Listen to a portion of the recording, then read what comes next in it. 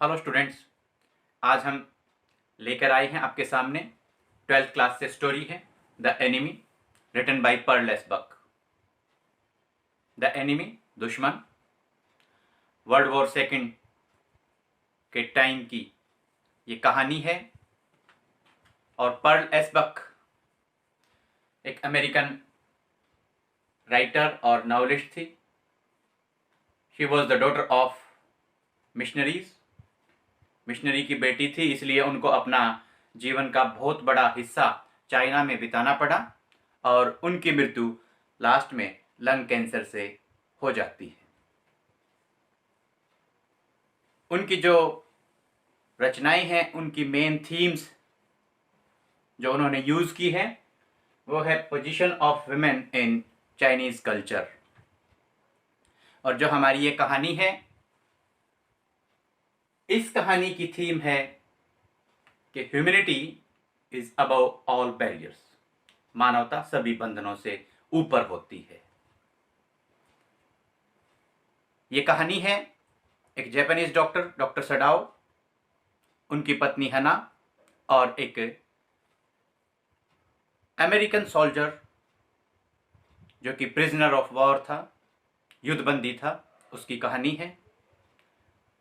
समुद्र के किनारे, सी बीच पे, अपने घर के पास एक दिन डॉक्टर सडाओ को ये अमेरिकी सोल्जर मिलता है जब लहरों ने इस अमेरिकी सिपाही को उठाकर समुद्र से बाहर फेंक दिया था। डॉक्टर सडाओ इसका ट्रीटमेंट करते हैं। उनके जो नौकर हैं, उनकी जो मेड है, सभी इस बात का विरोध करते हैं। They were frightened, they were afraid that the charges of treason or the charges of sedition will be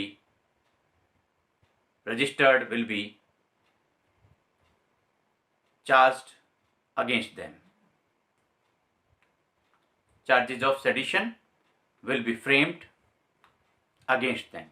उनके ऊपर देशद्रोह का मुकदमा दर्ज हो सकता था। इस बात का डर उनको, डॉक्टर सडाओ को भी था, उनकी पत्नी को भी था।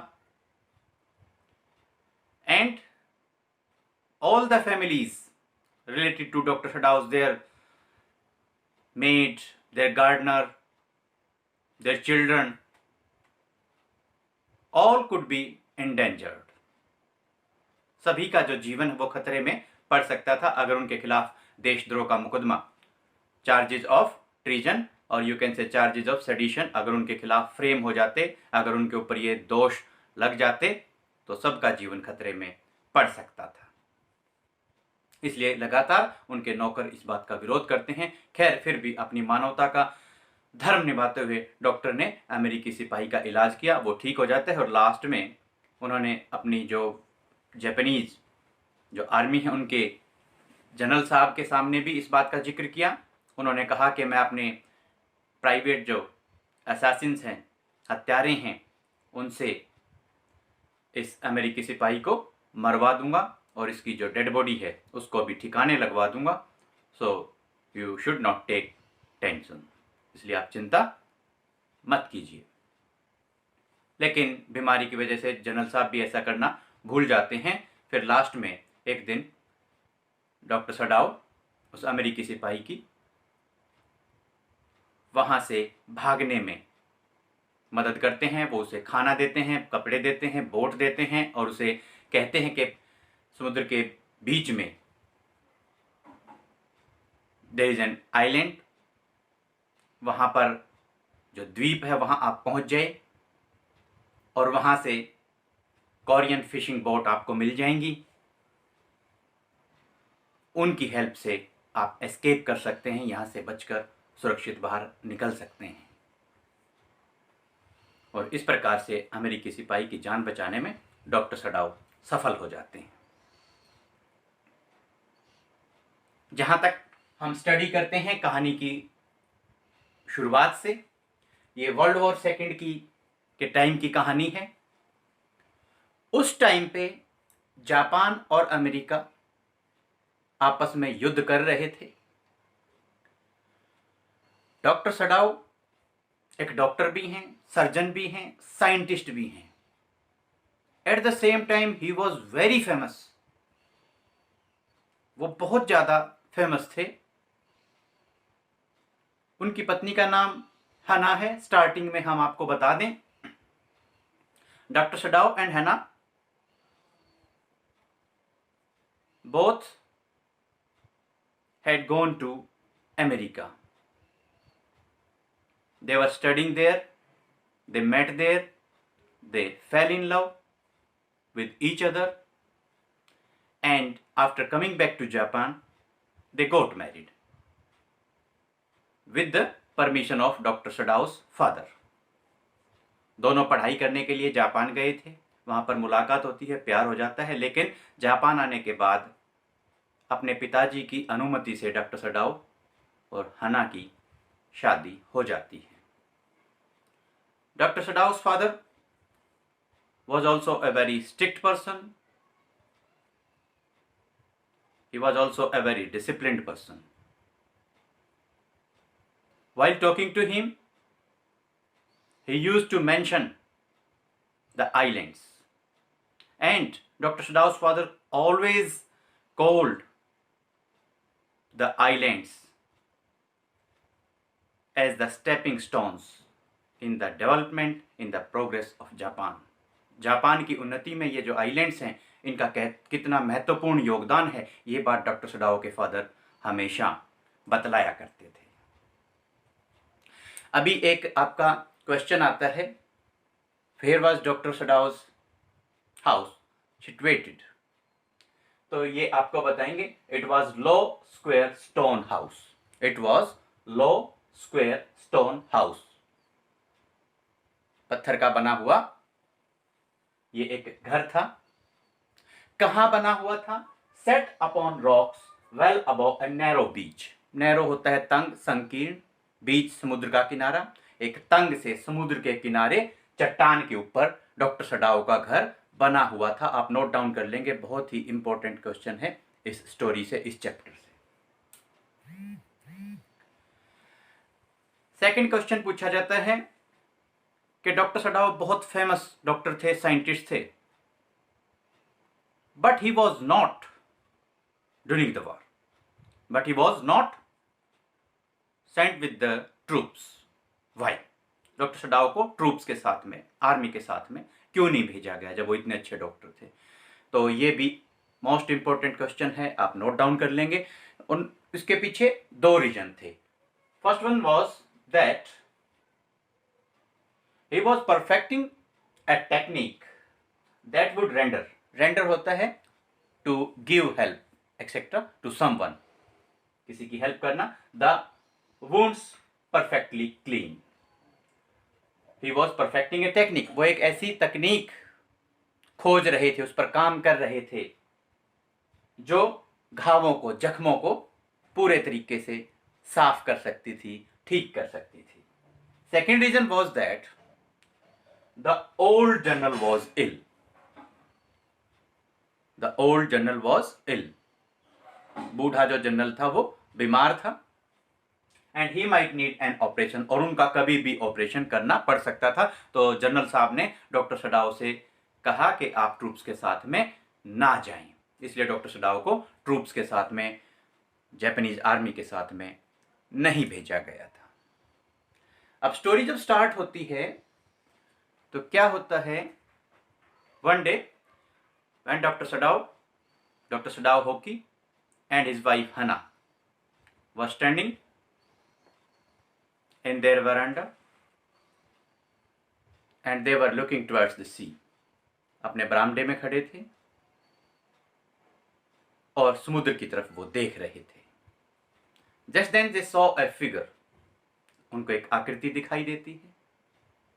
Due to mists, they were not able to understand or see properly what was that. उनको समझ में नहीं आया, देख नहीं पाए कि वास्तव में वो क्या था। In fact, it was an American soldier. वास्तव में ये अमेरिकी सिपाही था।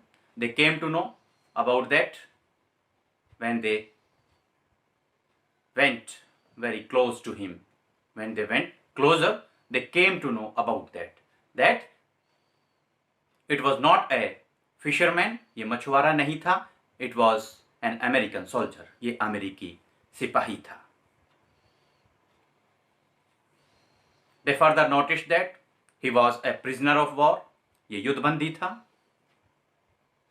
and he was wounded.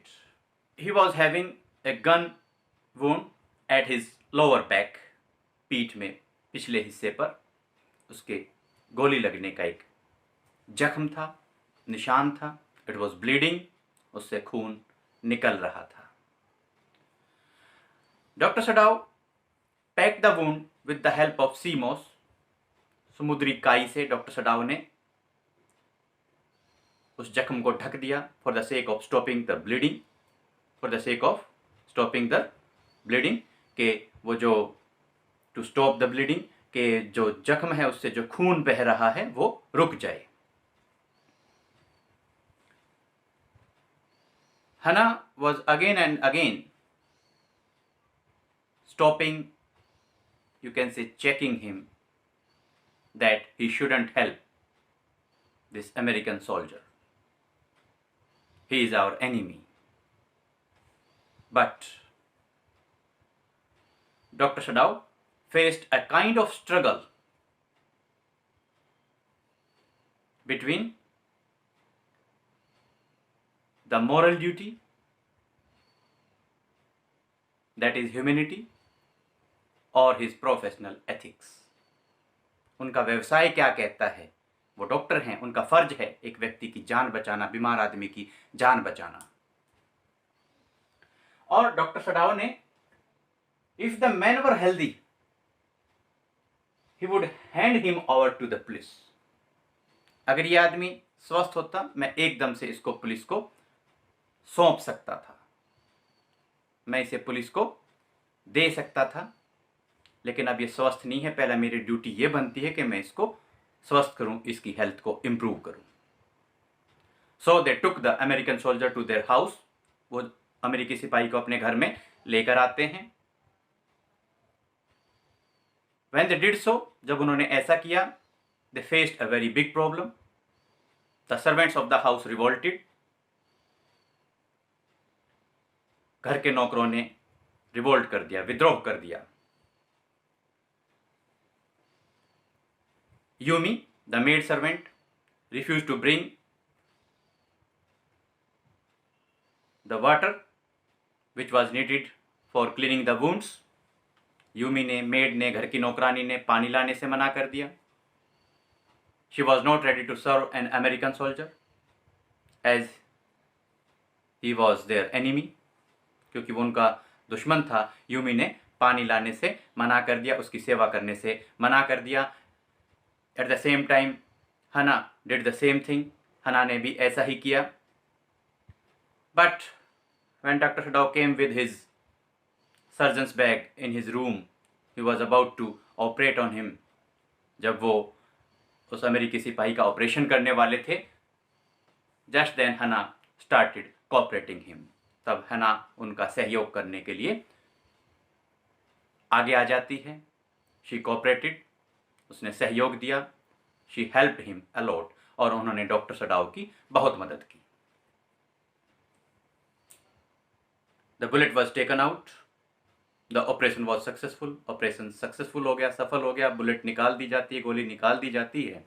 And the American soldier started recovering.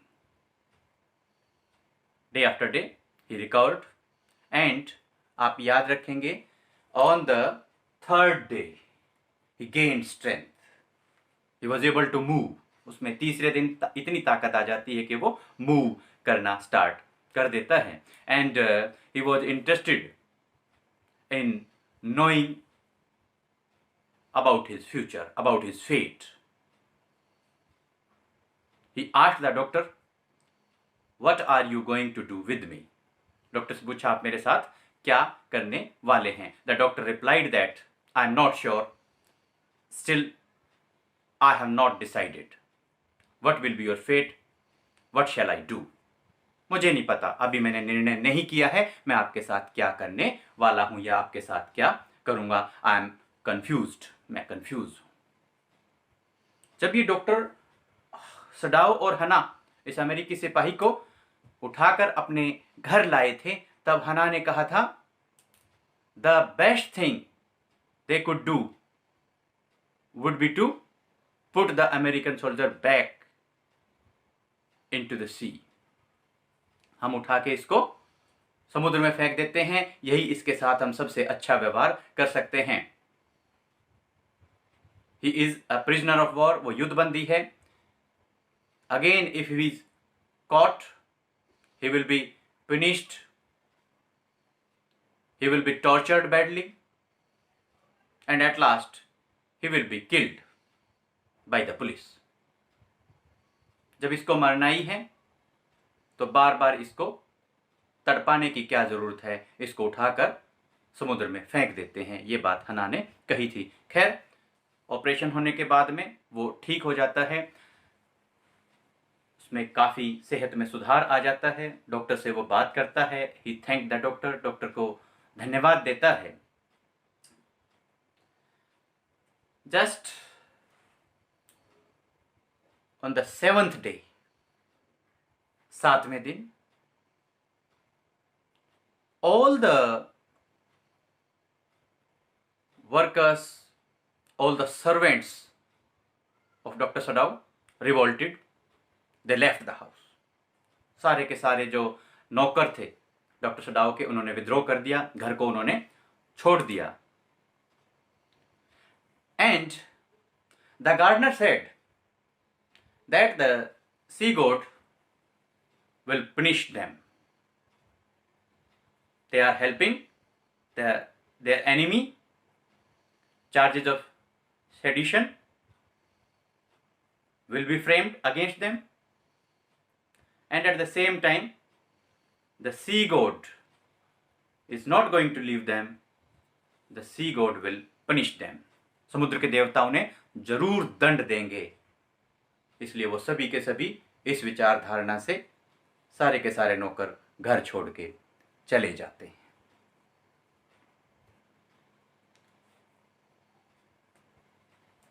One day in the afternoon, एक दिन दोपहर के समय, a messenger in his official uniform came, एक संदेशवाहक आता है। उसने अपनी वर्दी पहन रखी थी। And he informed Dr. Sadao that the old general was willing to meet him. उसने कहा कि ओल्ड जनरल आपसे मिलना चाहते हैं, बूढ़े जनरल आपसे मिलना चाहते हैं। Doctor Sadao went, and during their conversation, Dr. Sadao informed the old general about the American soldier. बातों बातों में डॉक्टर सडाओ बूढ़े जनरल को अमेरिकी सिपाही के बारे में बात बता देते हैं। The old general suggested him that I have my private assassins. They are very skilled. They will kill the American soldier, and at the same time they will take away, or you can say they will remove the dead body of the American soldier also. So you should feel comfortable, don't take any tension. आप कोई चिंता ना करें, comfortable रहें, मैं अपने निजी हत्यारे भेजकर अमेरिकी सिपाही को मरवा दूंगा। In the same manner, Dr. Sadao waited for 3 nights. Every morning he used to visit the American soldier's room. Every morning